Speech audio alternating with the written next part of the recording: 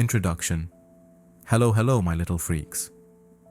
You don't remember me, but I am Tufti and I've come to you from time. Time is eternal. From eternity, you can go wherever you like, whenever you like. 3,000 years ago, I was a priestess of the temple of Isis. Who I am now, I will divulge sometime later. The important thing is that I know who you are, and I'll tell you about that in due course, for you already know who you are, right?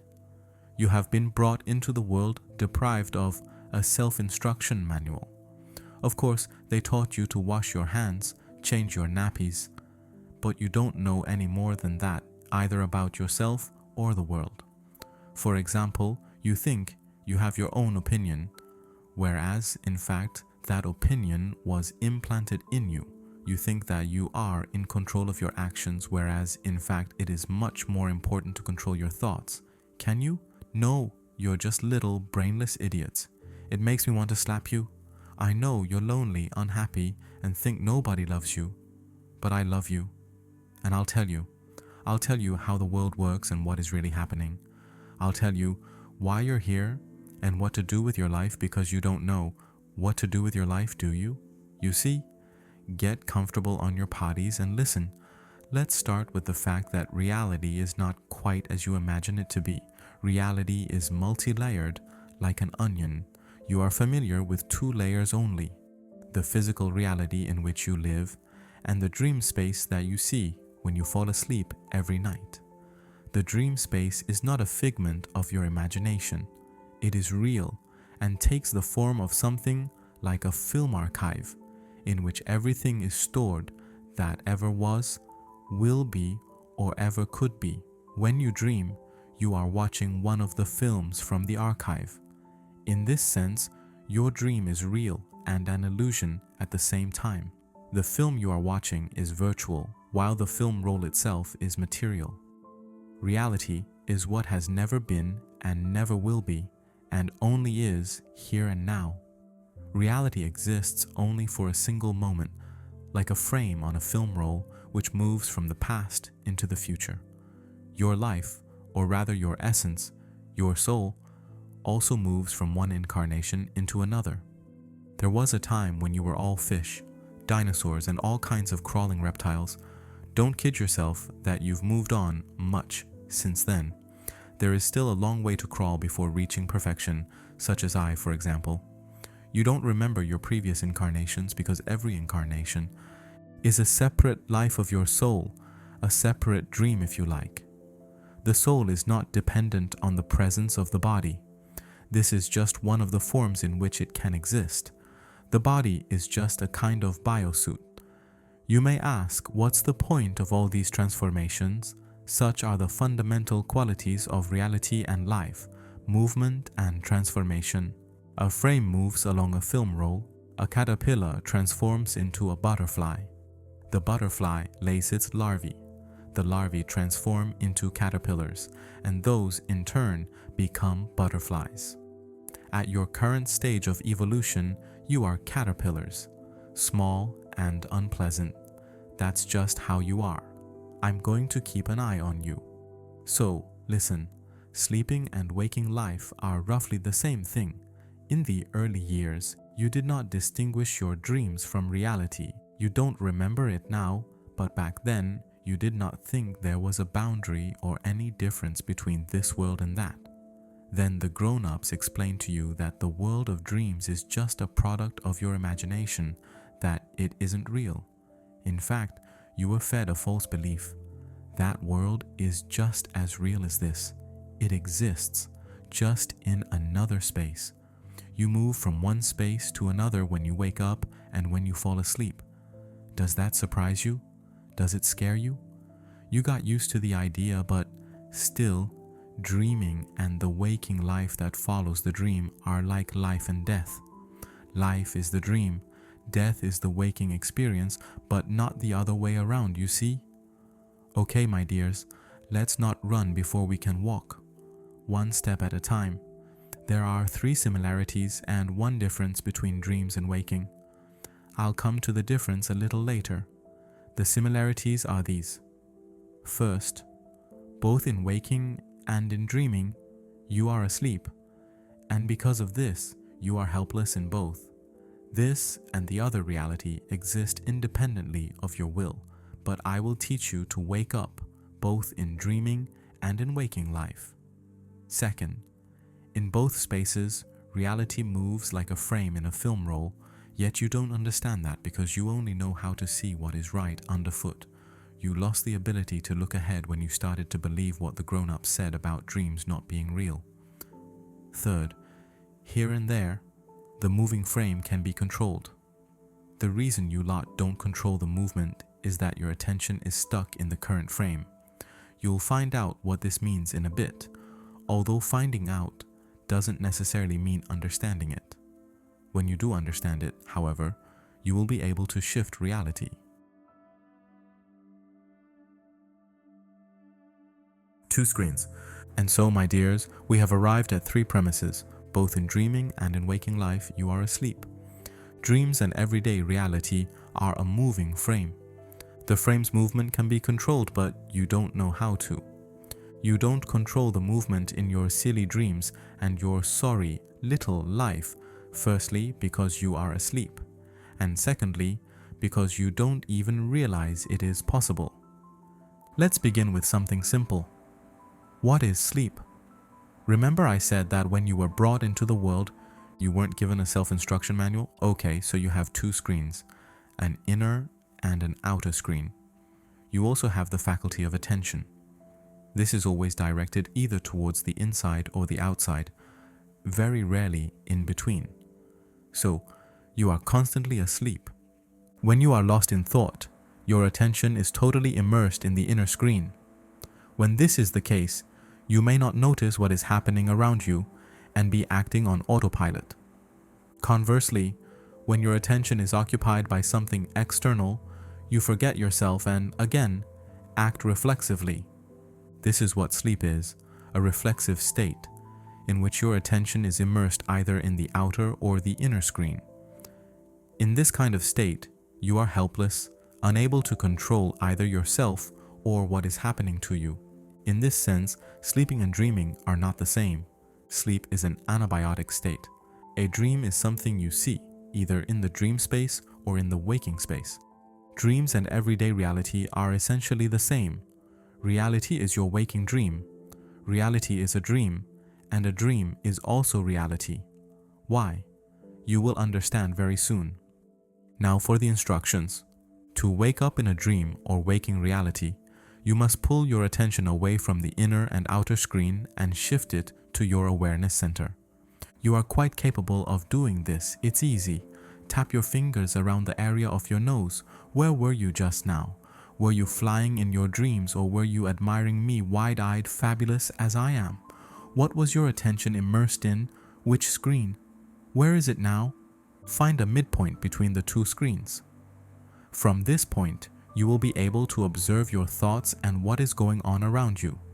You will be able to see the reality that surrounds you and yourself within this reality. Nothing is stopping you from watching both screens at the same time. You can do this.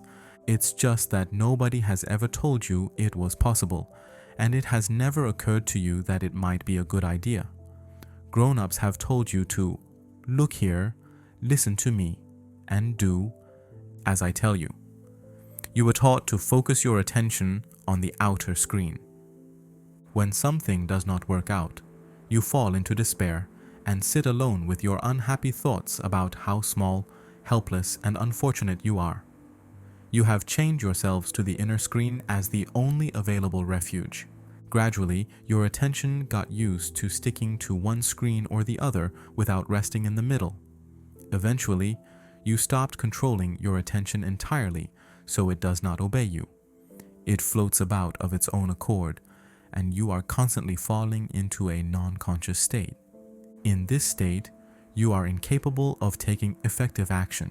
You may be deceived, hurt, frightened, robbed, even beaten, and still you cannot respond adequately. You are constantly struggling with emotional complexes. You depend on external circumstances and chase after good luck. You know who chases after good luck? Losers. That's what you are. loses because the level of your effectiveness in a non-conscious state is no more than 5 to 10%. It's okay, don't cry, my little ones.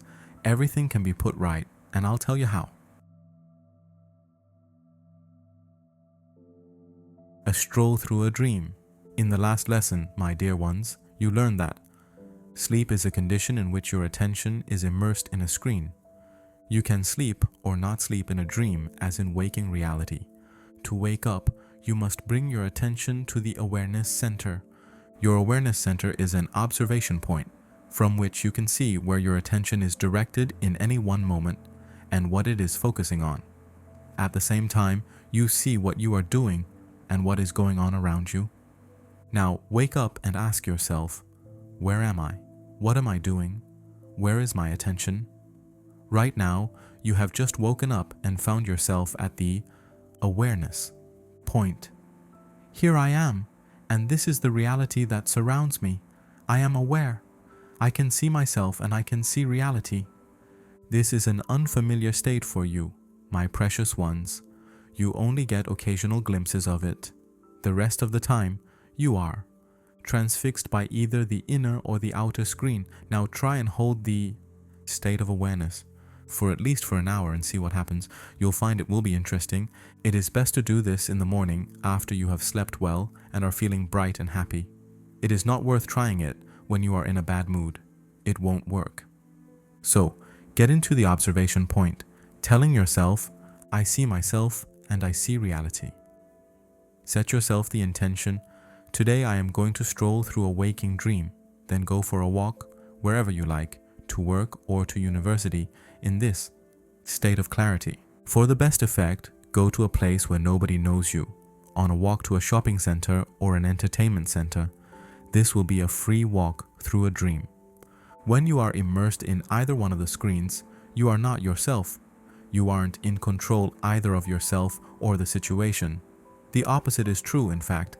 Any situation can turn into a dream and control you. And what happens when you become self-aware? You free yourself, and from this moment on, your dreaming, whether asleep or in waking, it doesn't matter which, becomes conscious.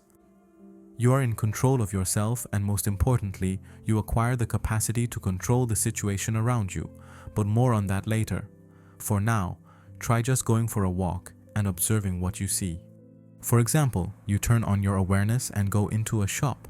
Say hello, walk about, look around, maybe ask a question and observe the reaction of the shop assistants. Just don't fall asleep. Before you speak, be sure to direct your attention to the center. I see myself and I see reality. You'll find that people will look at you with a certain curiosity and for some reason be especially responsive and well disposed towards you in a way they were not before. What has changed? Unlike you, the people around you are still asleep. Their attention is occupied and they are involved in their everyday scenarios, like in a film. Their thoughts are unclear and their actions non-conscious. You could say, they live as if they were characters in a film. You, unlike the others around you, have woken up in the dream as if you had stepped from the screen down into the cinema hall. At any moment, you can leave, return to the movie, and walk around freely among the other characters, regardless of the narrative. When you are in this state, you may come across to others as a little otherworldly. They vaguely sense that there is something odd about you, but cannot say what exactly. Don't worry, they're not aware that they are treating you with a certain friendliness and curiosity, and you don't let on that you know something they don't. Do you know where their friendliness towards you comes from, especially in those who don't know you? To them, you are like a firefly in a land of shadows. When you are in a state of conscious awareness, your energy flows differently. It can't be seen physically, but it can be felt subconsciously. Just by walking through a waking dream, at the very least, you will attract the attention and goodwill of those around you. You can make new friends and spend the time in pleasant conversation. But that is just the start. Be smart. Learn to drive reality. If you don't drive yourselves mad first, Hey! Okay, don't worry, my little ones. First entry into reality. Well, my dears, if you have already walked through a waking dream, you should now be clear that the comparison of reality to a motion picture is no simple allegory. You really were there as a living character, while the other participants continued to move around as if they were sleeping and following some kind of external script. The comparison may not seem wholly fitting. After all, we all understand that people sleep in bed at night and during the day operate more or less consciously. However, you saw for yourself how negligible this proportion of more or less is when you noticed your own attention constantly falling into either the internal or the external screen. You undoubtedly saw this and now know how it happens. From now on, whenever you go for a walk in the dream, you will catch yourself continually falling back into the screen and drifting off to sleep again. Something distracted you, caught your attention, or you started thinking about something and that's it. You cease to exist as an aware human being. You can't even call your soul your own. So who owns it? Who are you taking orders from? You are being directed by an external script woven into a motion picture in which you are now one of the characters. I shall gradually explain what all this means, all in good time. For now, you must be clear about one simple thing. Both in sleeping and in waking, you are in a film being carried along in the flow of the script. You can't call your soul your own because your attention is not your own. The moment you wake up and take control of your attention, the script will lose its hold on you. Of course, you have to go to work and attend classes as usual and fulfill your day-to-day obligations, but not as strictly as when you are directed by the script. Unlike the other characters around you who are sleeping, you see yourself, you see reality, and you can consciously control your will, which you haven't been doing before now. This is your first step into a new level of self-mastery and mastering of your reality. You have woken up from ordinary sleep many times, but you have not yet tried reaching a higher level, right? In an ordinary dream, you are helpless, even if you are aware that you are dreaming. You are inside a film and completely gripped by the story because your attention is immersed in the screen. But unlike the other characters, you are capable of dragging your attention up another level, i.e., waking up in the dream and even going 2 levels higher and waking up in reality. The characters in a dream can't do this. How are they different to waking people? They have no self-awareness, they have no sense of personal identity, they have no personal will. They are not free to act as they see fit. They are subject to the script. They have no soul, they are simply templates, mannequins. When you learn to wake up in the dream, try the following experiment. Ask a dream mannequin this question: who are you? They will try and avoid the question or will tell you what their role in the script is, but they won't say, I am myself. They don't have their own self. In the same way, you could ask the mannequin, do you know that I am sleeping now and am seeing you in a dream? This question will throw them too because they have never fallen asleep and never woken up. The dream mannequin lives in a film just like a fictional character once shot on a film roll. The only difference is that a normal film is shot by normal people, whereas the film rolls of dreams are stored in the eternity archive. They have always been there and always will be for as long as this universe exists. Living people have a soul, will, and self-perception. They can say, I am myself, although that is all they can say about themselves. Living people are aware of themselves, but their self-awareness, as you have seen for yourself, sleeps, and their will is used rarely when they need to mobilize themselves to take some kind of action. And what's more, the will is used only within the context of the current frame, but we'll talk about this a little later. I have already done you a great honor spending so much time with you, my little fit-for-nothings. Make the most of this moment. Admire me, praise me, flatter me. I am Tufti, your High Priestess. Tracking your attention, and so, my dear ones, Let's repeat what we've covered so far. In your usual state of consciousness, you are characters in a film. If your attention is not your own, your soul is not your own. You are directed by an external script, which wires you into the film.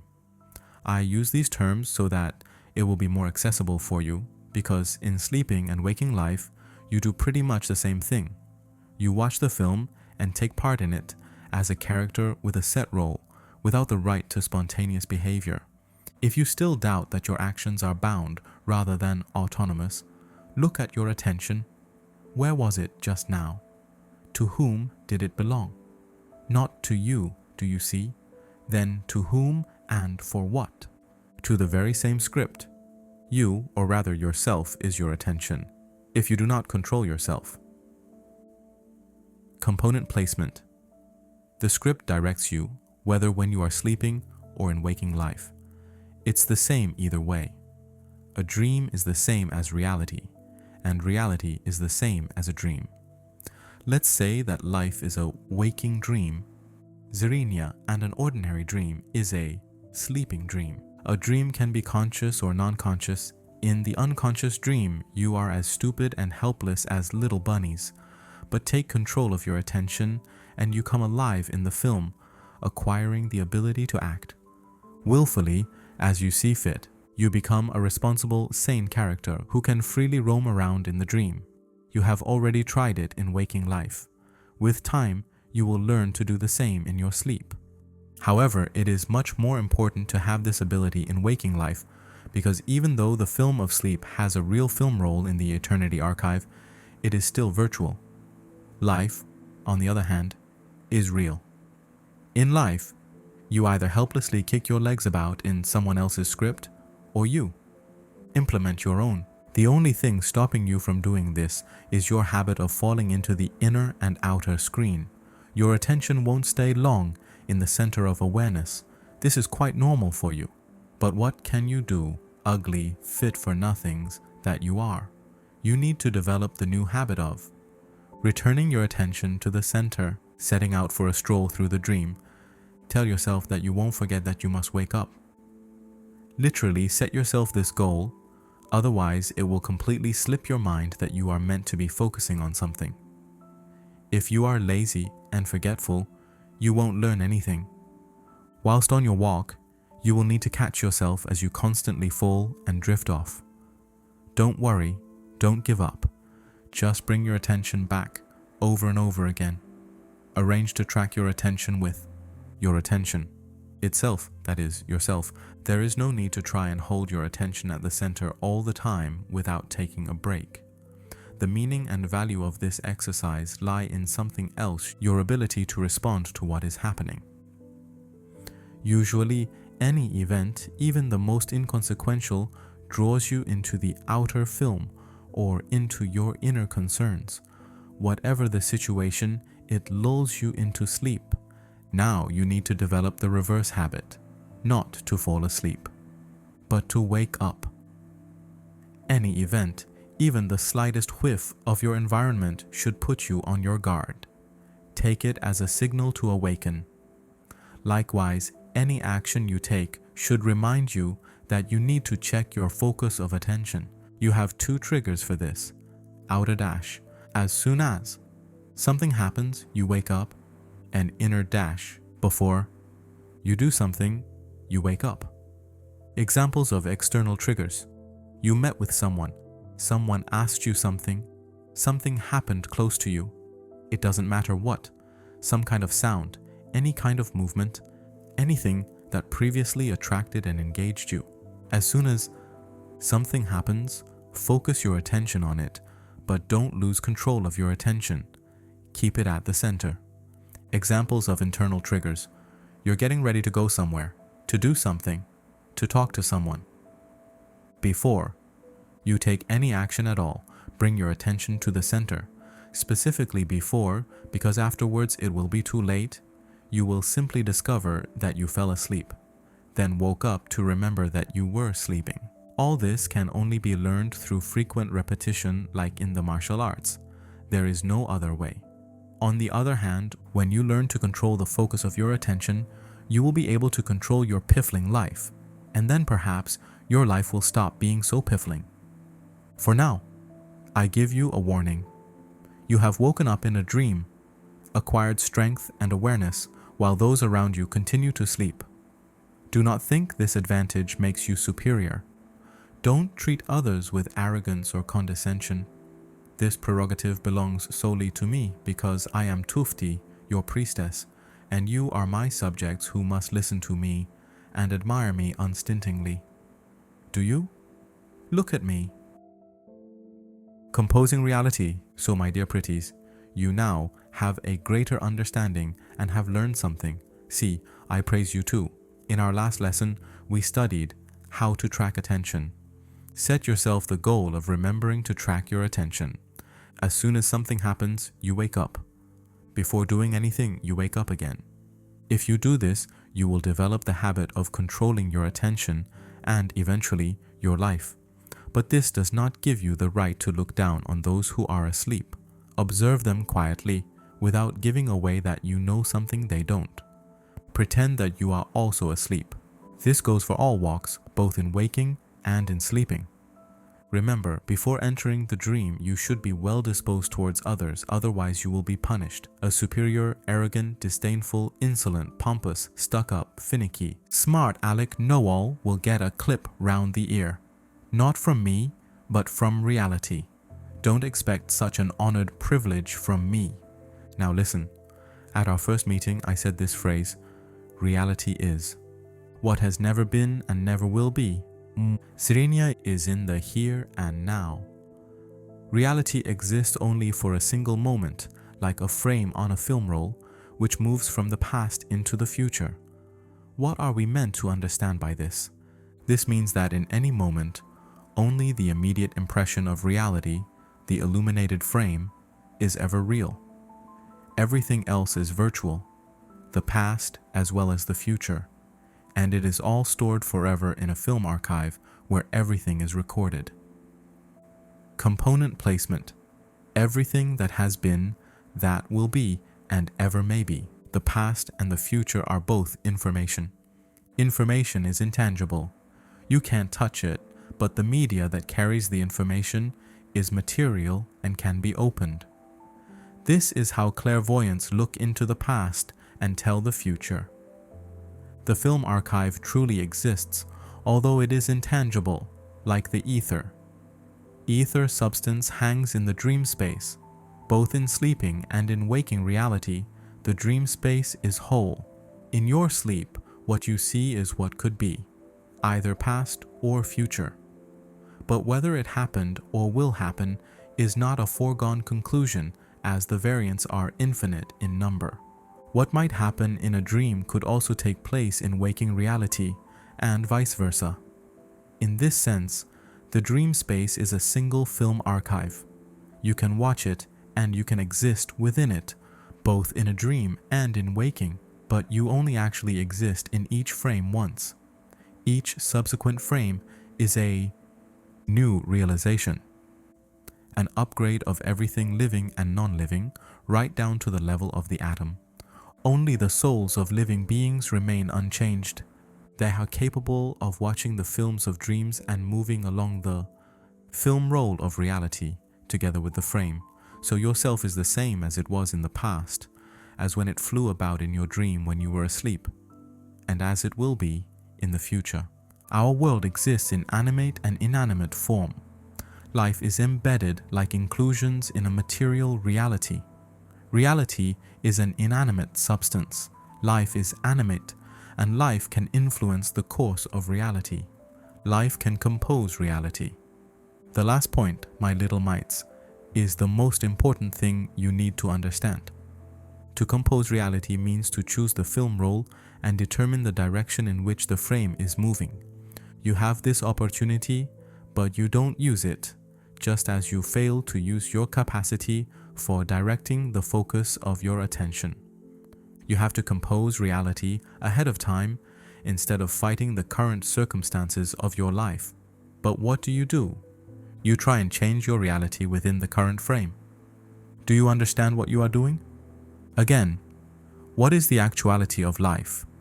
It is that which has never been and never will be, and is here and now.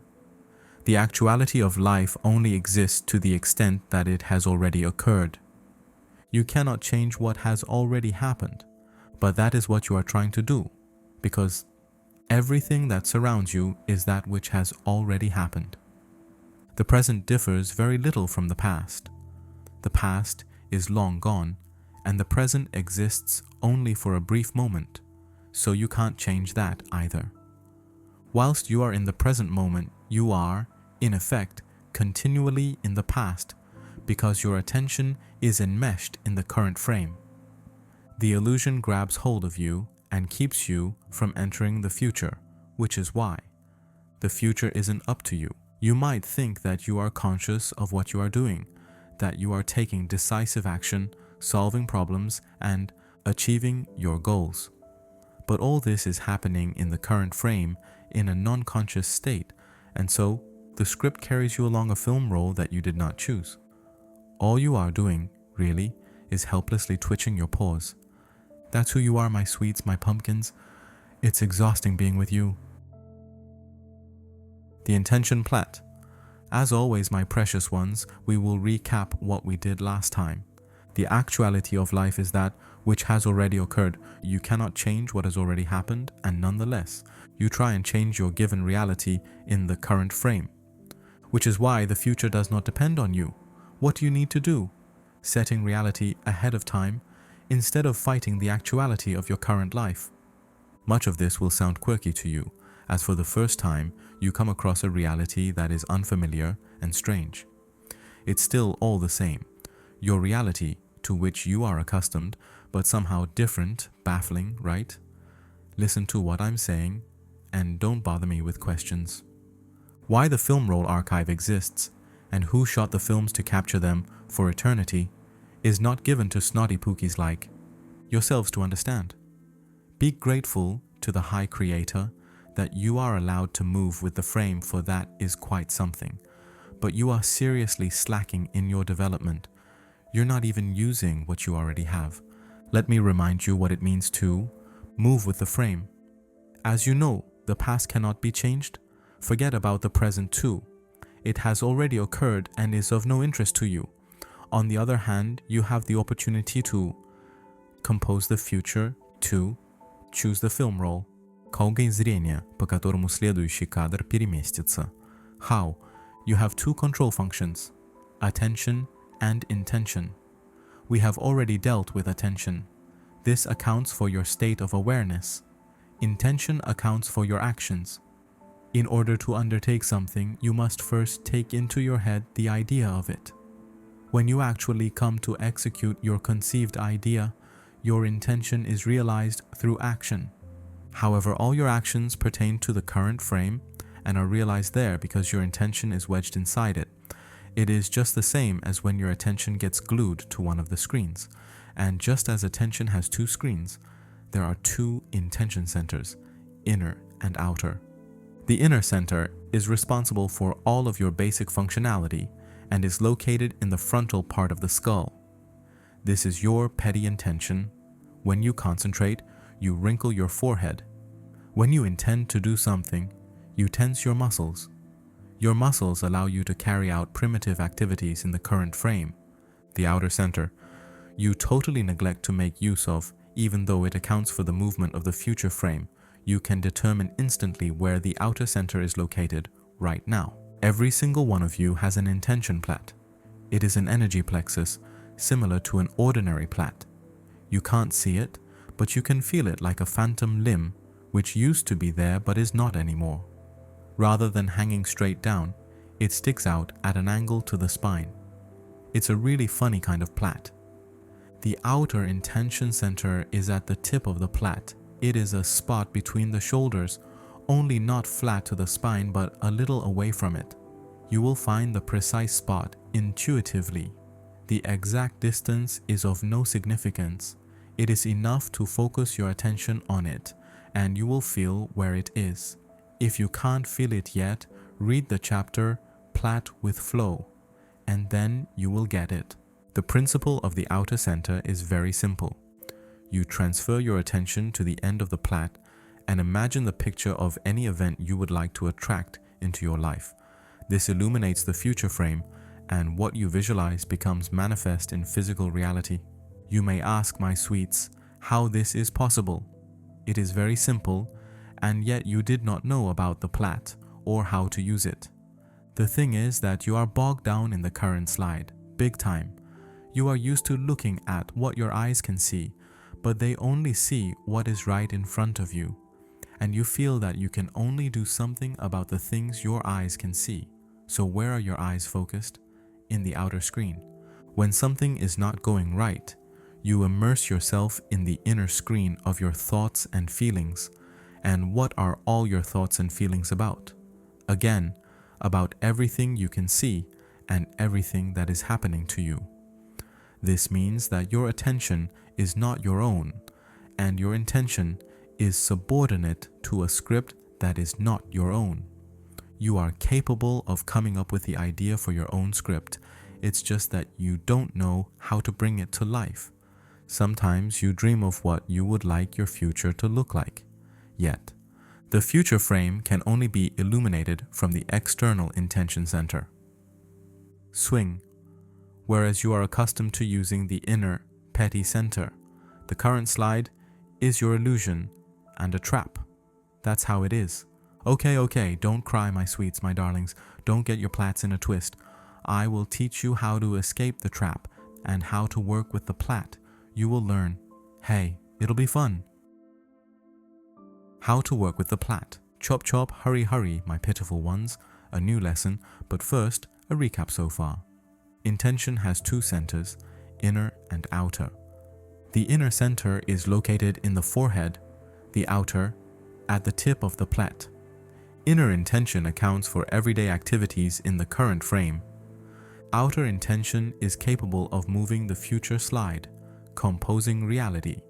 You do want to learn to compose reality, don't you? Of course you do. Good. So, let's say you have a dream. There is a saying in your folklore, it does no harm to dream, which hints that it is also useless to dream. Does this mean that the silly saying is true and that my snotites have nothing to hope for? I will explain to you in the next lesson why dreams don't come true. For now, we will move directly to the technique. First do it, then you will understand. That's the best way to learn. Now, listen carefully. First, wake up and log into the awareness point. As usual, say to yourself, I see myself and I see reality. Second, activate the plait. Feel it, here it is. As soon as you focus your attention on the plait, it instantly rises up at an angle to your spine and is activated. Third, without taking your attention away from the plait, imagine a picture of the future. In your thoughts, in words, on the screen, as well as you can, compose your reality. You may notice that when you activate the plait, your eyes shift into a different gear. Try and feel that. You have raised your plait. Now, what happens to your eyes? They become a little wider, as if they are beginning to shine. This is a new, unfamiliar mode of being for you. Previously, you just watched the outer film and surrendered yourself to it. Now, you can turn the film roll independently. Once again, this is how. You've woken up, focused your attention on the plait, and then, keeping your senses attuned to the plait, you imagine what you desire as if it were depicted on the screen. That is how you illuminate the future frame, and how to make it manifest in physical reality. Later, you'll learn how to do this instantaneously, in a single movement. The plait works like a film projector. You can turn your little I wants and if onlys on the inner screen as much as you like, but it won't be very effective, practically a misfire. The projector runs at full capacity in the moment that your thoughts, words, and images originate from the outer intention center. So, if you want to do more than just wallow in your own thoughts, if you want to influence how your reality is shaped, turn on the plait. It is not essential to keep your attention totally focused on the tip of the plait. It is enough to sense it, like you would a phantom limb, However, you can activate it whenever you wish. The specific sensations are a very personal thing. You don't have to pay attention to the eyes. You can keep them closed or be completely blind. It doesn't make any difference. What is important is that the thoughts, words, and images are in tandem with the plat. So, my bunnies, my little fish, you're just a step away from becoming rulers of the universe. I am filled with such awe that I don't know whether to swoon or bow in reverence. Go on, surprise me with your abilities. First of all, though, you must surprise yourself, and for that, you must acquire the practical skills needed to control the moving frame. We'll begin with the basics, the fulfillment of immediate desires. Let's say, on the film roll of the day, a certain event is looming, which could have a successful or an unsuccessful outcome for you. To start with, take the simplest thing that will fit into one frame. This could be, for example, making a purchase, finding a parking space, any everyday task at work, university, outside, or at home. You have the power to insert the frame into a successful film roll. You already know what to do. You wake up, activate the plat, and without losing a sense of the plat, you imagine that what you desire is coming true. Then you can let go of the feeling of the plat and continue to operate as normal. Repeat the act of illuminating the frame a few times over just to make sure. You will see for yourself what follows. Keep your diapers dry. Don't wet yourself in the process. You experience very mixed feelings when you understand that something has taken place that is impossible. You will find it hard to believe that outer reality surrenders to your will. Usually the opposite happens and you are subject to external reality. The statistics for your successful experiments depend, wait for it, on your sense of the reality of what is happening. Your criterion for reality is routine and habit. Anything is real if it has happened several times. Something that has never happened cannot be real, right? In other words, for you, things are only possible if they fit into the mold of your worldview. If you didn't know that it was possible to ride a bike with 2 wheels, you wouldn't be riding one. It's exactly the same with the movement of the frame. You won't be able to control it whilst you believe it to be unrealistic. So what can you do to make it real? You will find out very soon, my darlings. The illusion of action. Again and again, over and over, my sweeties. Repetition, your pain, my gain. Let's recap what you need to do. Wake up, activate the plat, hold the feeling, compose reality. Whether it works or not depends on whether you accept or negate what is happening. It is only possible if it fits into the mold of your worldview. You are relatively primitive beings. Nothing can happen to you that does not fit with how you perceive the world and yourself within it. All sorts of incredible things happen in your dreams, but simply because you reduce your standards of critical assessment. In waking, it's the opposite. Everything has to be rigorously reconciled with the mold. So your ability to move the frame depends on whether you can concede the possibility with certainty or whether you remain in doubt of its viability. Performing simple miracles will be easy for you. You will be able to create anything that corresponds with your everyday routine experience. Your experience is what consolidates the mold. More complex movements of the frame require new content to be spliced in. I will repeat the same thing many times, over and over, again and again, until you understand.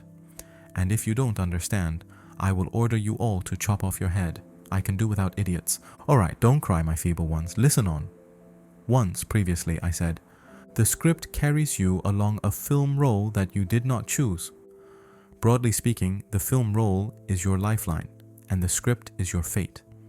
You don't choose your fate, and not only that, you don't even try and change it, although you could. You are foolish to console yourselves with the hope that fate, although preordained, is still in your hands. In fact, it's a lot worse than that. You are being led by a harsh script.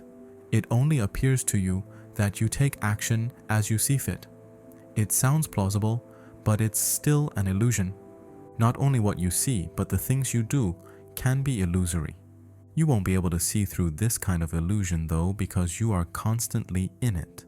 Do you remember we talked about the dream mannequins? Mannequins inhabit the pictures of your dreams, like the heroes of a motion picture once shot onto a roll of film. You watch a dream and the mannequins move. You watch a film and the heroes come to life. As soon as the film or dream is over, all the characters freeze until the next viewing or otherwise forever. Do you think that the characters in a motion picture or a computer game are aware that they are in a film and that you are watching them? Number. Are the dream mannequins aware that you are seeing them in a dream? Again, no. And now I am asking you, do you know who you are? You can't ask the characters in the film. You could ask the mannequins, but there is not much point. You are different from the former and the latter in that you can at least dimly grasp the meaning of the question, and also in that you are able to be self-aware. But when are you self-aware? Only in the moment that you ask yourself this question. The rest of the time, where are you? Who are you? You are the characters in a film role in the life that is happening to you. You don't live your life. Your life happens to you. Neither the dream mannequin nor the hero of the motion picture are capable of distinguishing the illusion of their actions, or more precisely, the illusion of action occurring. So why would you think that you would be capable of doing so? No, you are of course capable, my clever ones, and yet you don't. All the time that you aren't asking yourself the question, where are you and who are you? You are just exactly as lacking in rational understanding as the characters of a film or dream. Your attention is constantly immersed in one of the screens and your intention in the current frame, so your motives and actions are not in fact yours, do you see? What happens, literally, is the following. At a certain point in time, you start to want something and you struggle to do whatever it is. You think that these are your own motives and actions, whereas, in fact, they are spelled out in the script. You might think that you had the idea for something, but in actual fact, this is just the story twist for your role. You are consumed by current reality to such an extent that you stop being aware of what you are doing and fail to see through the illusion. You have your own mannequins in the films stored in the Eternity Archive. When you watch one of these films in a dream, your consciousness finds a mannequin which comes to life and starts moving. As long as you are having the dream, you are living in the body of a dream mannequin as one of multiple, different variants. Take a look in a mirror sometime in a dream. You won't recognize yourself. In the film role along which your life is running, it is exactly the same. Your consciousness enters the next version of the dummy, which comes to life and becomes you in the current frame. But here's the question.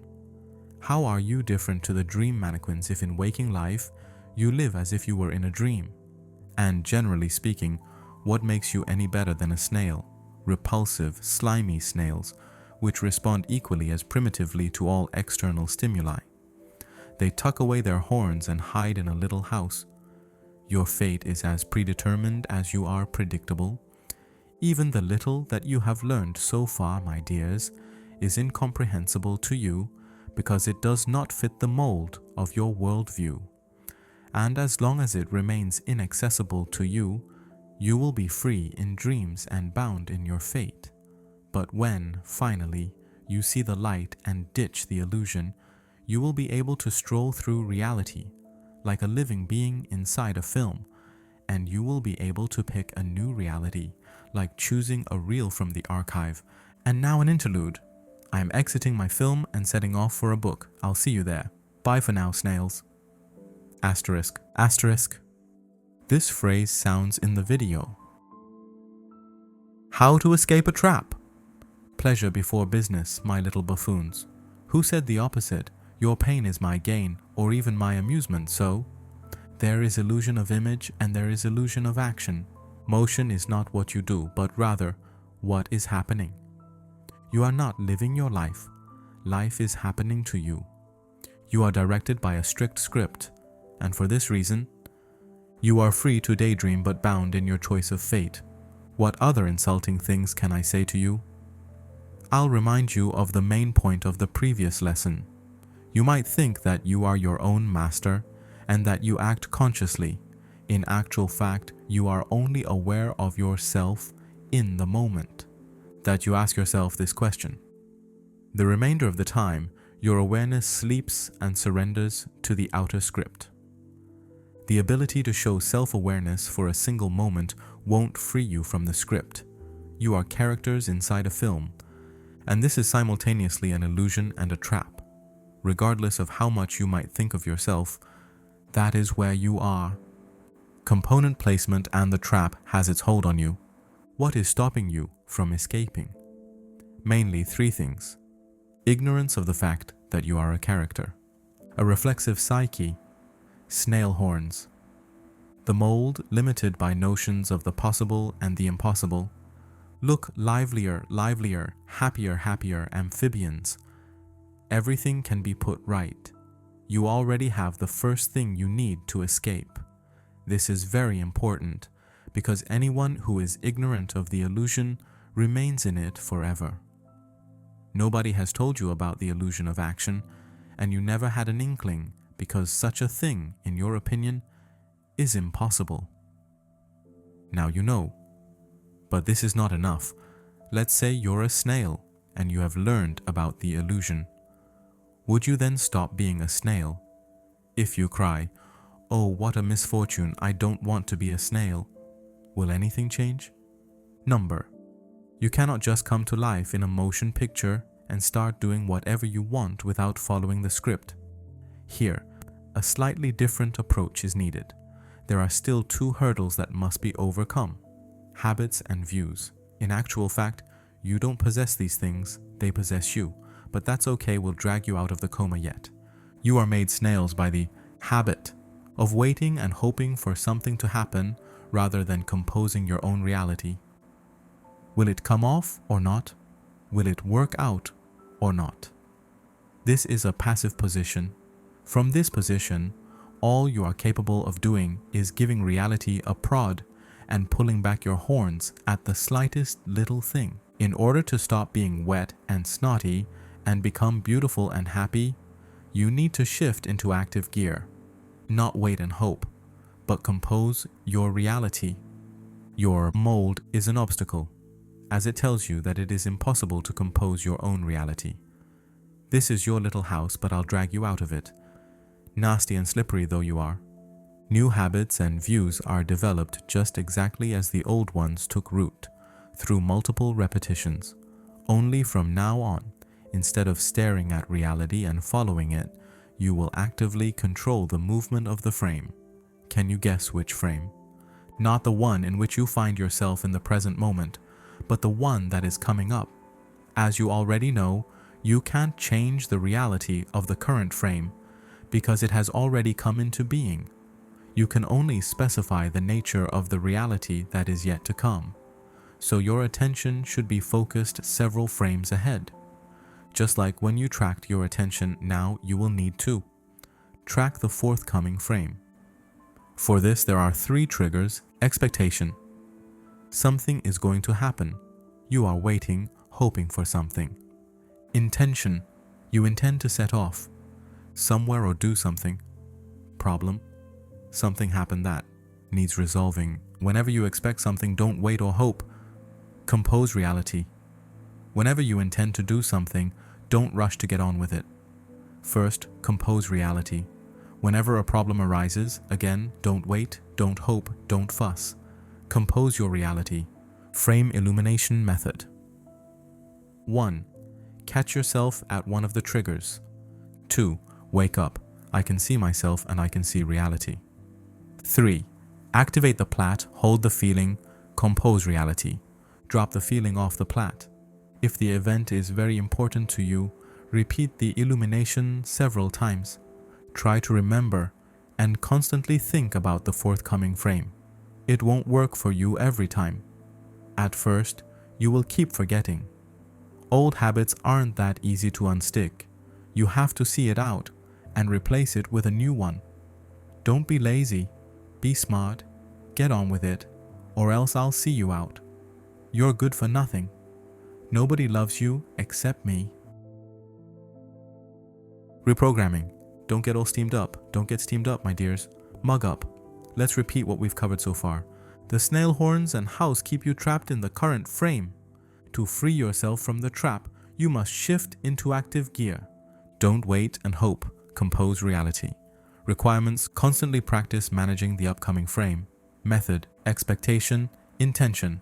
Problem: immediate activation and frame illumination. Compose events in which the outcome is unknown, but also compose things that are likely to come true. For example, you are going somewhere and intend to go through a door. You know that this event will happen anyway. Nevertheless, illuminate this frame. Imagine in your thoughts Xrinya opening the door and walking through it. Don't be lazy, don't be lazy. Do you think that you can hide in your house and no one will see you? I'll get you either way. Why do we need endless repetition in order to rewire the snail? Mold. You won't believe that reality will succumb to your will until you see it for yourself, moreover, repeatedly. Controlling frame movement in small-scale events is the most effective training method, as a result of which you will learn to wake up and control your attention, develop your plat, visualization skills, and intention, switch into active gear, and eventually acquire the ability to free yourself from the dominant script and compose your own reality. What happens after you activate yourself? You become the only character in your entire environment who is not subject to the external script, and, failing that, as soon as you lose yourself and become immersed in the motion picture, you instantly identify with it, becoming its integral part. Moreover, a dependent, imitative part, a mannequin. But once again, you drag your attention away from the current frame and illuminate the upcoming frame. In this moment, you come alive in the motion picture and start moving freely at your own discretion. Now you still occupy the same mannequin, but in a totally different capacity. Imagine a mannequin in a shop stepping down from the display window and going about its business. This is roughly what happens to you. You are still in the motion picture as before, but at the same time you are taken out of the sequencing as if your individual frame could move freely along the film roll. Let's just say now your frame frequency is different from the frequency of the reality frames, which enables you to free yourself up from the confines of the dominant script. Have you ever seen in a movie or on TV what a spinning wheel or propeller looks like? It appears to spin instantly or turn in the opposite direction because the spinning blade frequency and interval are quite different to the frame interval. Similarly, your attention and plat manipulations place you in a different frequency and interval to reality. In this sense, you can move freely about the film. The yet-to-be-realized future drags you from the sequence of the present when you take hold of that future and try to affect it. The impending reality, though written in the Eternity Archive, is always multivariant and has not been totally defined or composed by anyone. Nobody owns it yet. When someone turns up who will compose a variant of it, then that future surrenders to their instruction. And if that someone is you, it becomes yours. Do you want reality to be yours? So, take it and compose it as you wish. This is a fundamentally new approach to your reactions, behavior, and existence. The difference is that your attention will no longer get stuck in the current frame but strive ahead instead. Observance is replaced by advance, and passive waiting by agency. You no longer string along with reality as if on a leash, but direct it, driving it forward. But before your desired reality can become the physical reality of your daily life, you, my head choppers, must get yourself a reprogramming. I can't do this for you. You may not get it perfect straight away. You will only be able to create what agrees with your everyday routine experience. until you finally believe that you are capable of composing reality, it will slip away from you unyielding. The only way of recasting the mold is the same way it was created in the first place, through daily, mundane practice. Track the impending frame, track yourself, compose reality. If you do as I tell you, reality will do as you tell it. It is best to carry out regular, multiple repetitions until it becomes a habit. Otherwise, you won't learn anything. And if you don't learn, I will remove your houses and turn you into even more horrible creatures, slugs. I am Tufti, your owner, and I do with you what I wish. Transformation. Hear, my wet-eared crookshanks? That's it. Come out of your houses, gather round, and let's recall the previous lesson. The method of awakening and illumination detaches you from the script. You are mannequins, stepped down from the window, going about your business. You are still in the film, but at the same time, you have dropped out of the sequence. Having detached yourself from the film role, you can create your own film. Controlling the frame movement for simple events is your training and reprogramming. It is also your transformation. You will gradually transform from snails to fireflies. When you illuminate the frame, you radiate an inner light, and the desired events fly to you like moths to a light. Luminescent creatures looking forward, that is how the Creator conceived of you. And so you once were before you got stuck in the motion illusion. Much has been lost, but some things can be restored. Do you want to be a firefly? Then, lively. Track the impending frame, track yourself, compose your reality. Those around you, those who are still snails, will extend their horns towards you and move closer out of curiosity. You won't always make it work at first. You may understand that you are capable of composing reality, but in the depths of your consciousness, you will still have doubts. This means that the reprogramming is not yet complete. This is why training is essential to shift you into active gear, to get you used to looking ahead rather than down at your feet. And finally, no, not to kill you, though my hands are already itching to, but to convince you that you really can. Compose your own reality, incredibly and breathtakingly. There is just one little thing. You must try without making an effort, my assiduous ones. Illuminating the frame successfully requires concentration, not effort. Can you concentrate for a couple of minutes? Well, just for a minute then. That's all that is required of you.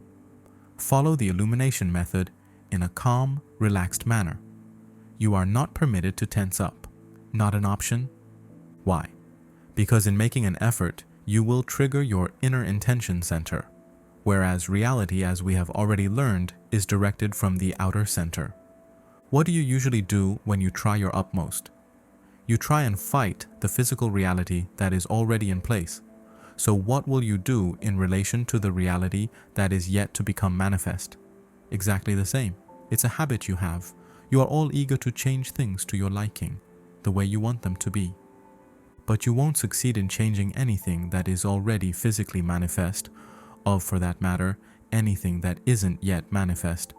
How can you change a film that has already been shot? You can only choose the future like a reel of film from an archive. Do you see the difference? Calmly and relaxed. Note that if your muscles become tense whilst you are illuminating the frame, this means that your petty intention is activated. You must work solely with the outer center, the plat. It is not something that you should exert or wield. The plat is activated easily and effortlessly. Remembering and sensing it, calmly concentrating on it is enough. Next, without losing the sensation of the plat, focus on the frame composition. Visualize the picture you desire with ease, without trying too hard. Your muscles should be relaxed. You don't need them for this. They have nothing to do with it. Quiet concentration on the plat and the frame. That's what we need. Your task is not to force reality to obey you, but to allow it to come to you of its own accord. Don't force it. The principle is not to grab hold of reality, but to illuminate it with the outer center, the plat. You are simultaneously the film projector and the viewer. You project the frame from behind and watch the film playing out in front as if neither had anything to do with you. The outer center, you must have noticed, is both yours and not yours at the same time. You mustn't put pressure on the plat. Just activate it and then send out a current of thoughts from the plat, not from the front but from behind. Not from the stubborn, stupid, out-of-habit forehead, but from the plat, you see? You are simply illuminating the frame. It materializes itself. That part is nothing to do with you. That's it. That's it. Why is it so important that it be nothing to do with you? I repeat again and again, my dears. It is so that the outer center works, not the inner center. The outer center involves a completely different instrument. Your outer center is closer to what is referred to as your higher self. The outer center is what directs you. The tip of the plat is your hook, by which you can be led like a mannequin. When you have no self-awareness, you are led by the script or by puppeteers who manipulate your consciousness. As soon as you regain self-awareness, your hook is again at your disposal, and you can propel yourself freely. In your usual state of consciousness, you don't propel yourself, just your hands and feet, trying to nudge everything that stands in front of you without taking into account the fact that they have you by the scruff from behind. That is how the motion illusion arises. And now, you have hold of the hook yourself and begin to move reality without applying any effort, as if you weren't doing anything. What's happening then? The motion illusion is turned inside out. You aren't being moved about, you are moving yourself. You are not doing anything to reality. Reality is doing it of its own accord. That's how it is. That's how it is, my goody-goodies. The illusion is crumbling. Meta power. So how are you, my dears? Are you beginning to shine, or do you continue to be wet? Quick, quick, transform. You were originally conceived to be luminescent creatures looking ahead. Illuminating the frame successfully requires concentration, not effort. If the muscles are strained, the inner intention center has been triggered. Follow the illumination method in a calm, relaxed manner. Principle: do not force reality. Allow it to be. Allow reality to carry out your assignment. Don't forget, you are just illuminating the frame. It materializes by itself. Very little is required of you. Compose reality and stand aside like a third-party observer. Don't interrupt or get in the way. It is customary for you to think that all you have to do is apply some effort and the future will yield, but this requires a different approach. Physical strength, like willpower, only works within the reality of the current frame. You can fight manifest reality with all your stupid strength as much as you like, but that won't work with forthcoming reality. This requires something else. You, my little maniacs, must understand, just as I must explain, that there is a flip side to power. Meta power. It is, in a sense, the opposite of force, not weakness or apathy, but the power which acts from the other side of reality. For ease of understanding, take a look in a mirror. From the side where you are standing, everything is material and can be touched. On the other side, in the reflection, everything is intangible but equally as real. If there is an object, then there will be a reflection. Is the object real? Then the reflection must be real too. I am explaining this to you so that you will understand. Component placement, that it is not only the things that can be touched that are real. The reality mirror is like a normal mirror, only it works the other way around. The image being reflected and the reflection itself change places. You can touch the reflection, but you can't touch the image. The reflection is on the front side facing the mirror glass, and the image is on the other side. The frontal side is physical reality, while the other side is the dream space of the film roll archive. As you already know, physical reality is like a frame which moves along a film roll. Only the film roll is primary, and the film itself is secondary, and so physical reality is a reflection of the object, located somewhere there, on the other side. And there, in the film reel archive, there are multiple versions of the future. Judge for yourself. If the future is located on the other side of the reality mirror, can one somehow influence it with usual force, which only works here, on the front side of the mirror? Not an option. You could bust a gut with effort, but it still wouldn't work. Can you? Yes, you can. You can. So as not to explode and to have the future you want, you must act from the other side of the mirror in accordance with the reality mirror rules, not the ordinary rules. So, how do you get there, to the other side or the mirror glass? I have not mentioned it before, but you have in fact been there already. When in the process of waking up, you disengage from the script and practically fall into the world behind the glass.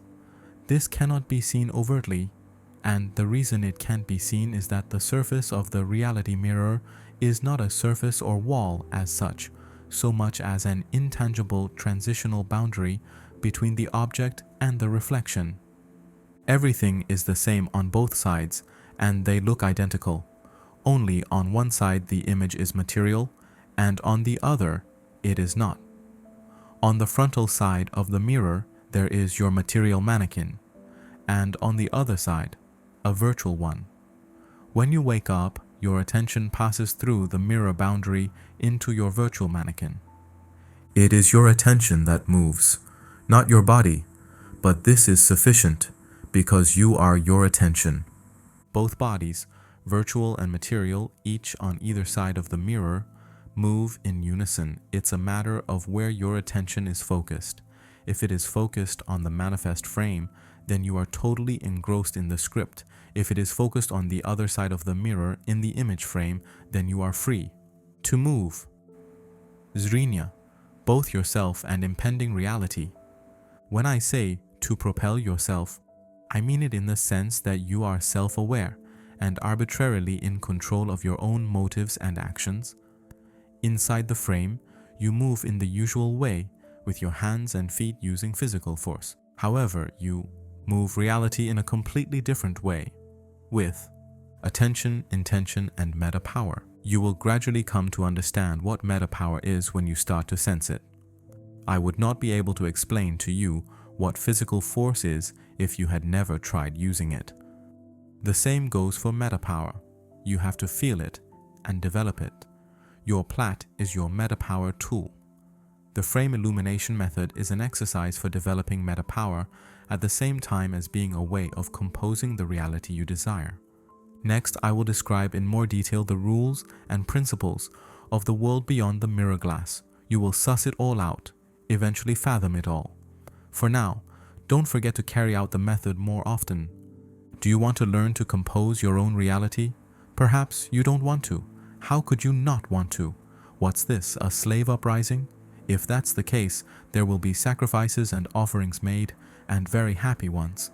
Look at me, I am Tufti, your priestess. You will tolerate my despotism just as I tolerate the fact that I have to spend my time with snails, frogs, and other amphibians? Ooh la la! Imitating action. So, my songsters and dancers, let's carry on learning whose tune you are dancing to.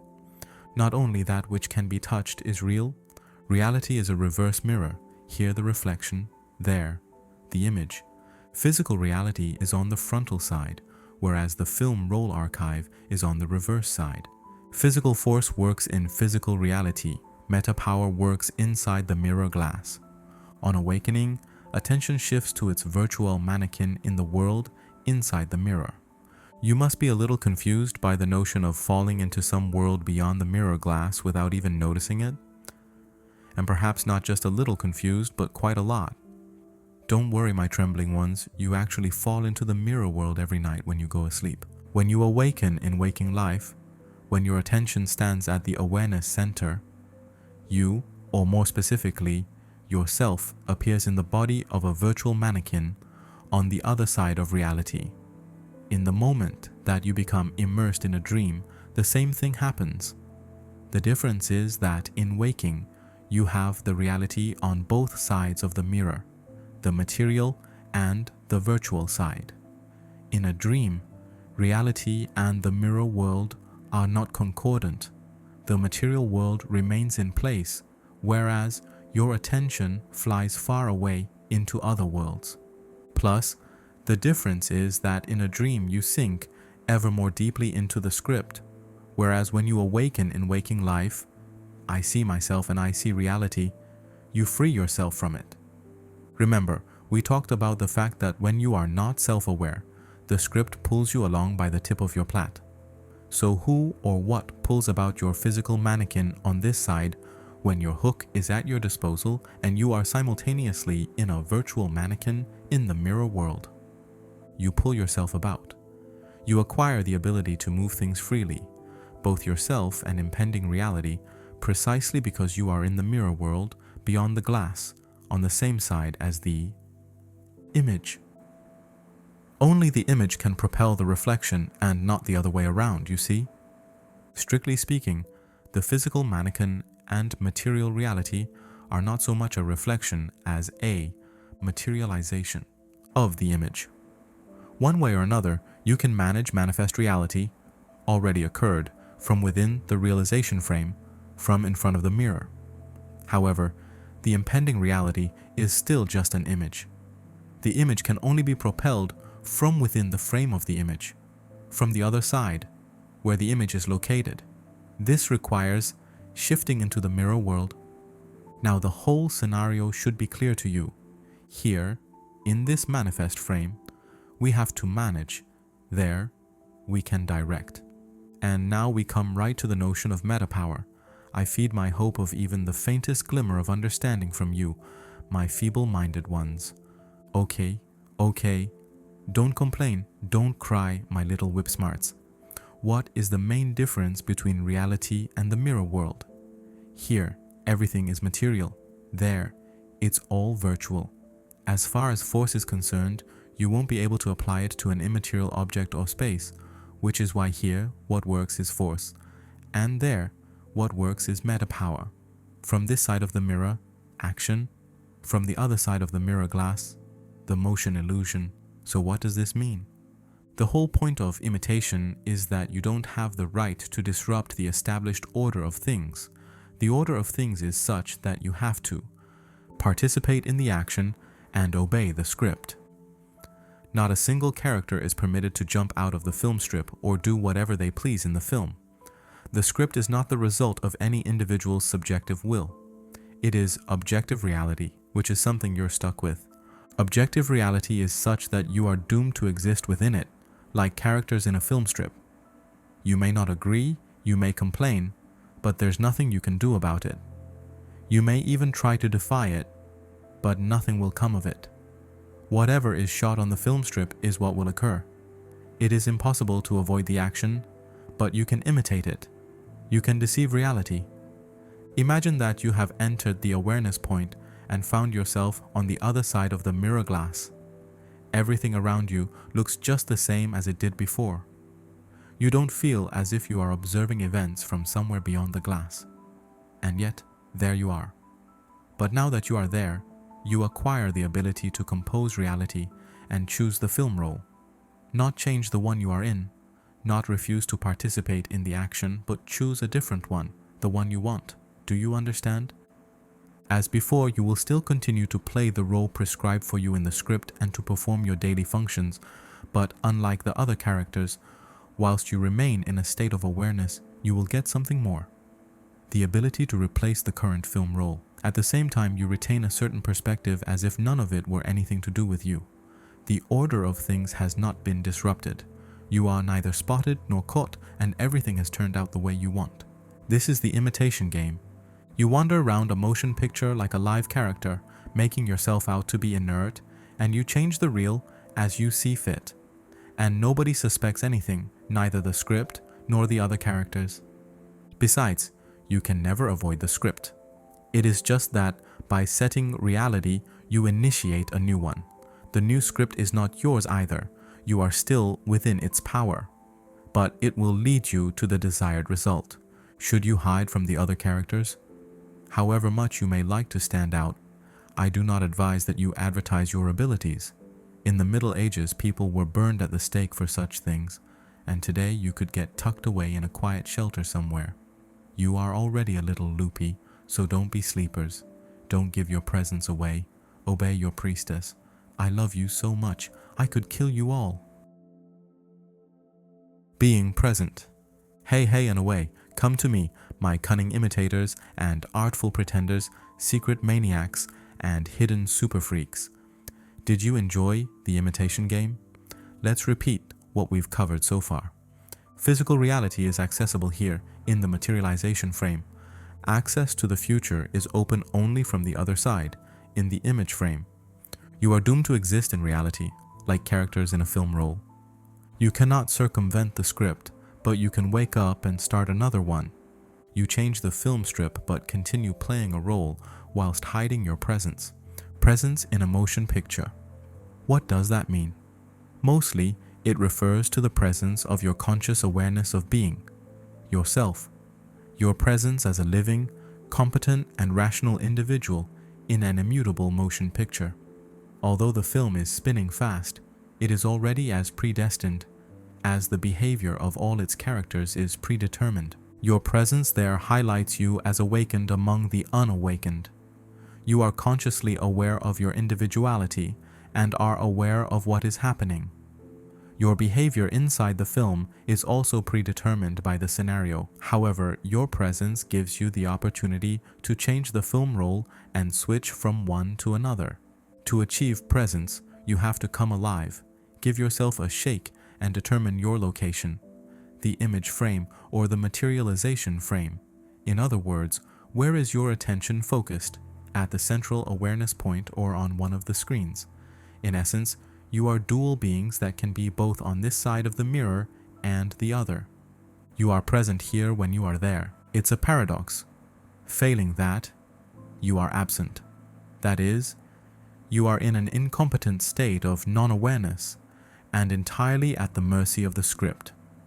Remember I said, when you are awakened in waking life, your attention crosses the mirror boundary and ends up in your virtual mannequin. When you fall asleep in bed and see a dream, the same thing happens, only the quality of it is different. In your sleep, you can only propel virtual reality. You can't influence physical reality. It would be more accurate to say that you can, but it is very difficult. Not a matter for snails. In a state of waking presence, you acquire the ability to compose impending reality, which will become physically manifest. You see, I keep repeating the thought, so that you understand well that you can and should be composing your own reality. However, there is one thing which you must understand for yourselves. When you compose reality, you are determining the end goal, the impending frame, not a chain of events. Composing reality is about choosing the film role, not about controlling the script. The script is beyond your power. You are not given to know what exactly the script should look like in order to bring you to your goal. And you don't need to know. You are working as a film projector. Once the goal frame is illuminated in your projector, the course of events will automatically turn out as they should.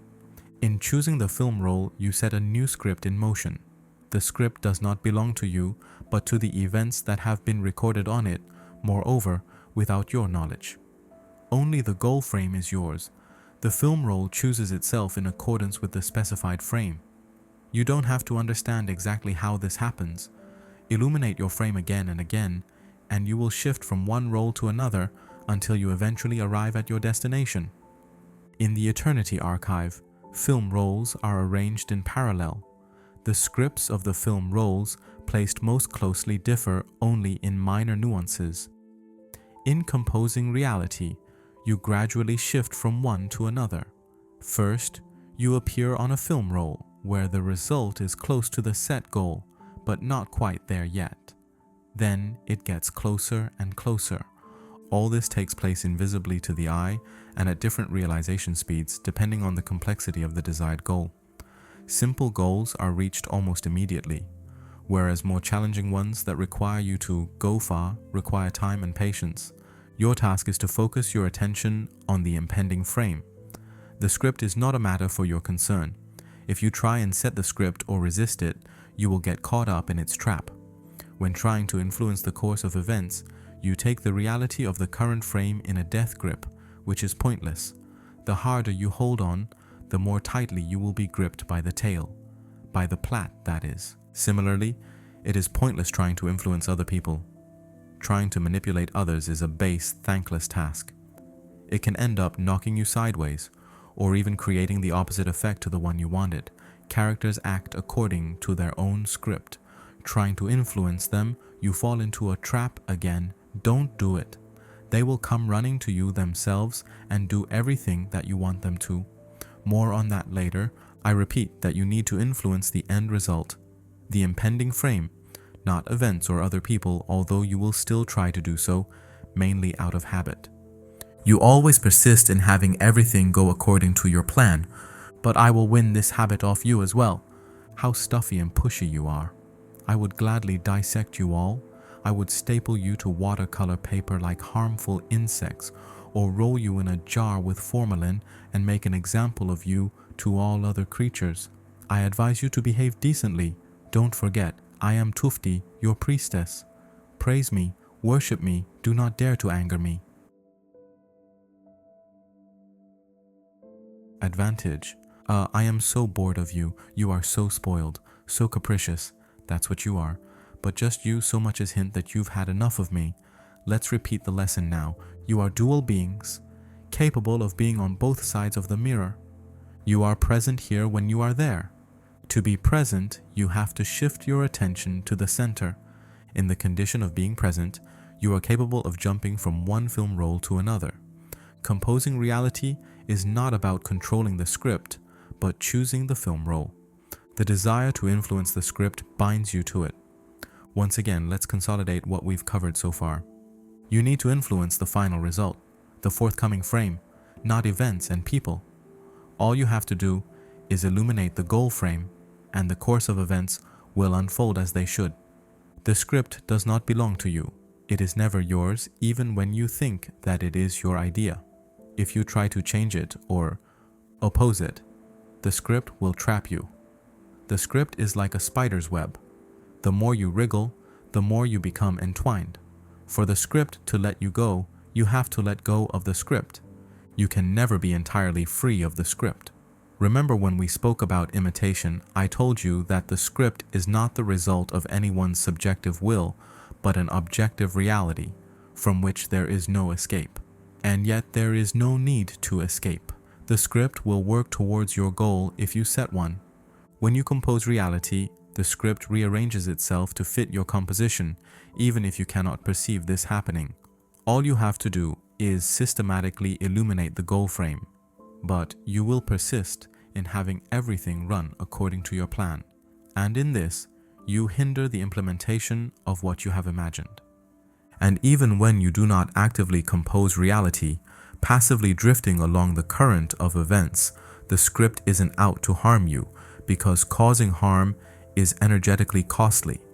The script always takes the path of least resistance, but you resist, and so you spoil everything. You spoil things inasmuch as you express non-acceptance. In this way, unconsciously and without deliberately meaning to, you compose for yourself a worse reality than the existing one, albeit not as effectively as you would with intention and awareness. You condescend to express your dislike every time something contradicts your expectations and plans. That's how you are, irritating and tedious. So, to avoid distorting reality, instead of turning it into a wonderful world that is pleasant in all respects, you will need to make a habit of one simple principle. Find the advantage in everything. Literally, try and take the advantage from any disappointing situation and generally from any event that causes you the slightest feeling of aversion. Set yourself the goal of reaping the benefit. Any event or situation in life is made up of the negative and the positive. Reality is dual in nature. Where there is black, there you will find white. Your task, instead of wrestling with it and being single-minded and stroppy, is to set about seeking the advantage in any situation. I won't give examples, just try it and you'll understand instantly just how brilliantly this approach works. But in order for it to work, as you must understand already, it is essential that you wake up and shift your attention to the center. The triggers here are mainly external. Someone says something or does something, or something is happening or being done around you. Anything that evokes a feeling of non-acceptance, from slight displeasure to rage. Interesting. What does a raging snail look like? The feelings activated include irritation, depression, anxiety, aggression, and fear. The attention is shifted to the center in order to disengage from the script on the current film roll and skip to another, alternative one. The fact is that your usual script affects your standard film roll.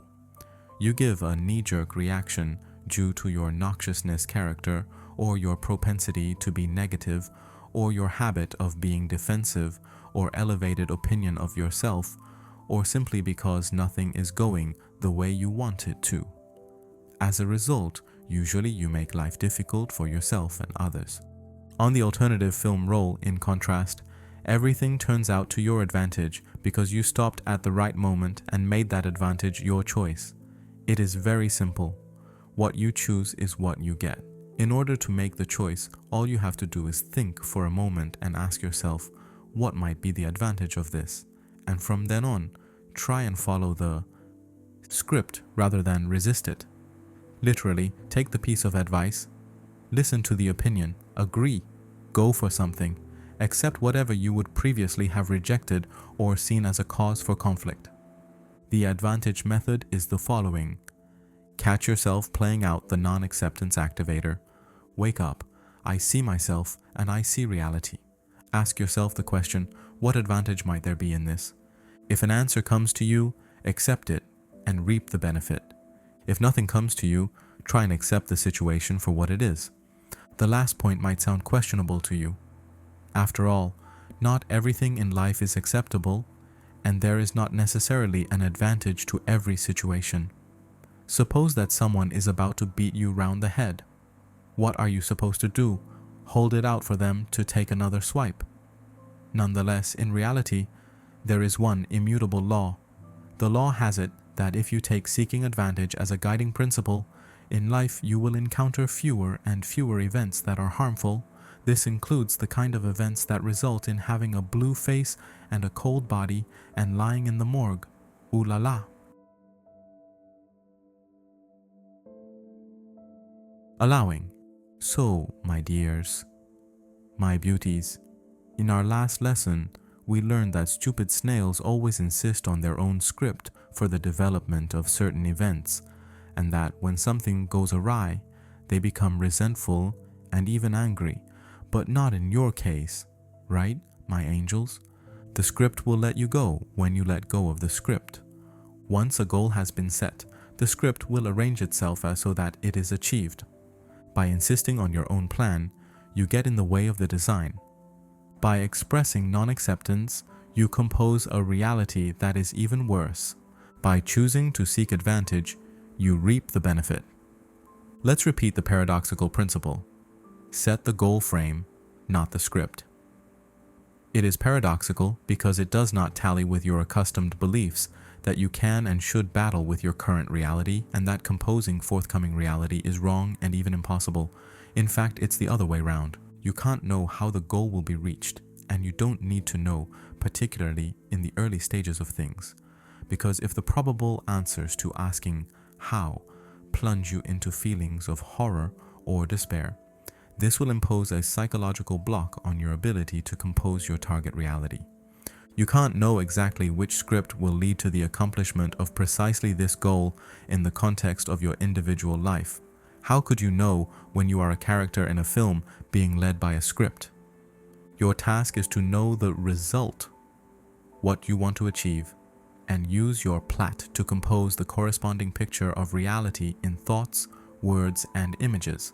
Then the script itself will lead you there and reveal the how. You don't even have to be clever. You can continue being dunce snails so long as you are driven and competent, aware snails, because once you have set the goal, the script could just shock you. You might think that everything is disastrous, whereas, in fact, old stuff you no longer need is being cleared out of your reality so that the free space can be filled with beautiful new things.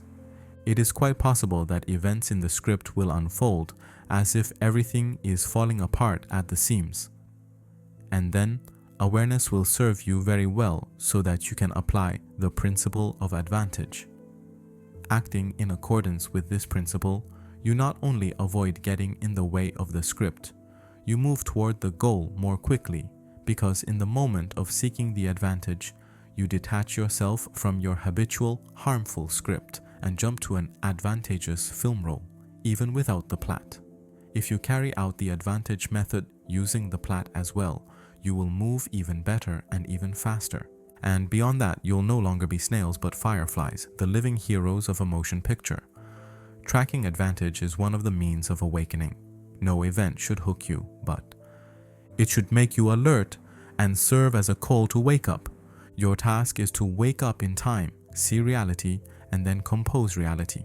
Previously, the moment something is wrong, instantly, you wave your hands about and stamp your feet. Now, the moment something is wrong, you exclaim to yourself or aloud as you like, advantage. And from now on, allow the world to do something nice for you, to help you, to bring you closer to your goal. This naturally does not mean that you must become the very epitome of allowing and bend over backwards for all and sundry. Of course, not everything carries an advantage, and it isn't always appropriate to allow and agree to certain things. Don't worry, you will be able to make an adequate decision whether to allow something into your life or not, because you'll be in a competent state, i.e., I see myself and I see reality. In your normal state, how do you respond? Either you are up in arms, or you automatically obey. You respond in both cases non-consciously, just following the script. The difference in the advantage method is that you make an informed choice, fully present, and hence walk into a frozen movie as an animated character at the same time as feigning lifelessness. The advantage principle is everything in one vial: tracking, imitation, being present, and composing reality. Performing the method, you track yourself, you track reality, and set a course, which the next frame will follow. Seeking the advantage is imitation in its purest form. You are still following the script, but you are doing it intentionally and consciously. Note that, when you track the advantage, you need to look at reality askance. Nobody suspects anything, neither the script nor those around you. You, like all dormant beings, diligently play your role and carry out your daily obligations, at the same time observing what is happening out of the corner of your eye. You are fully present, without giving away your presence. This is exactly what is needed.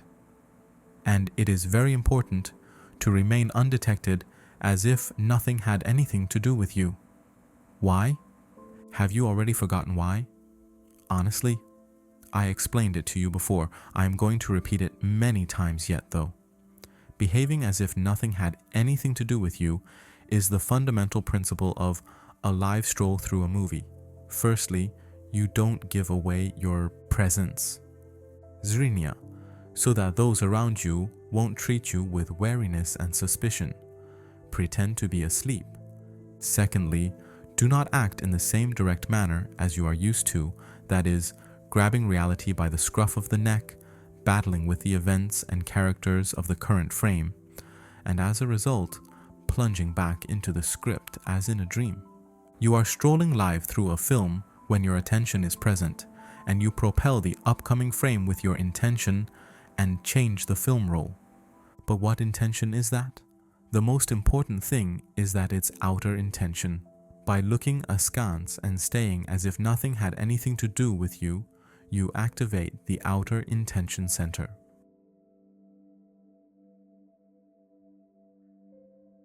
The script.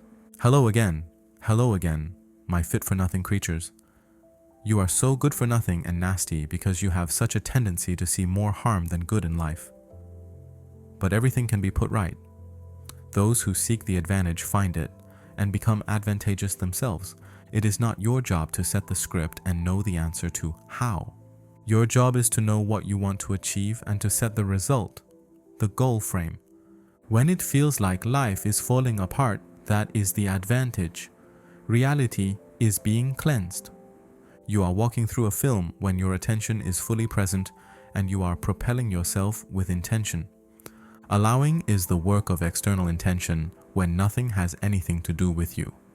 Wake up, see, compose. As soon as anything goes wrong, advantage.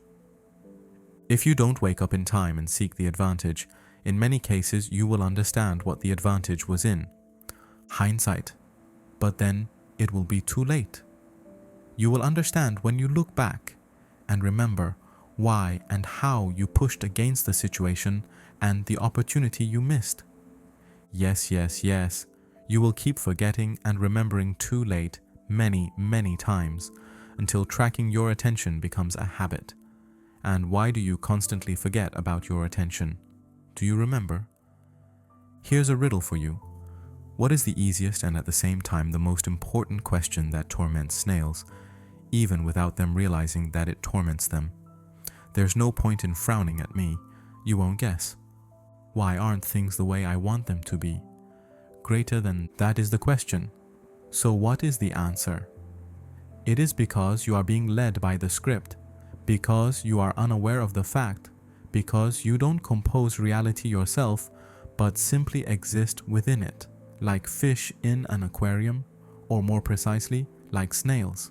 The fact that you are constantly in a vegetative state and only occasionally wake up and realize that you were sleeping proves that you are being led by the script. Why did you think that you forget about your attention from absent-mindedness? No, it is because you are being led by the script. You think that you are acting independently, getting your own way, but that's just an illusion. The illusion of action, if I may remind you, lies in being so caught up in reality that you don't notice the illusion and aren't aware that you are the obedient character of a game. It is literally like a film. The characters in a film don't fully realize their situation either. I am not referring to the actors, but the heroes of the film specifically. The actors may be long dead, but the characters they played come to life every time someone watches the film. Don't you find it strange? Technically speaking, there is nothing strange about it, just scenes from life shot on a roll of film. And yet, it is very strange, isn't it? You invented films not because you came up with the idea yourselves, but because this aspect of reality already exists. You cannot come up with anything new that does not already exist in waking reality or that is not yet explicitly manifest. The only reason you have film is that you are living in a motion picture. Film is a model of reality. Equally as strange is the contradiction whereby you, as characters, unlike the heroes of a motion picture, are endowed with consciousness. It is a paradox. Reality's a joke. And still, you have a chance. Although you are fully present and self-aware, in the moment that you ask yourself the question, the rest of the time your awareness is sleeping and surrenders to the outer script. What is also incredible is that you aren't shocked by the idea that you are merely sleeping characters in a script, although you should. The reason it doesn't shock you is that you aren't capable of seeing through the illusion of action. It is very powerful. You simply don't take it seriously when I say, you are being led by the script. You think it is a joke or some kind of esoteric fantasy. It's true. And even when you take me at my word, you aren't fully aware of it, just like the characters in a film aren't aware that they are characters in a film. But perhaps, one day, after you have experimented with reality, the moment will come when you will be acutely aware of it, and then you really will be shocked. But for now, you only vaguely suspect the existence of the script, the phenomenon of fate. Yet fate is just a general direction. You can choose your fate like a road, but you are twerps. that you choose fate in a worsening direction because you see harm rather than advantage in life, and also because you do not really choose. Instead, you go out of your way to control everything, thereby creating even more harm. The script is much more strict and precise than your perception of fate. It is a program that dictates your behavior and all your actions on the current film roll.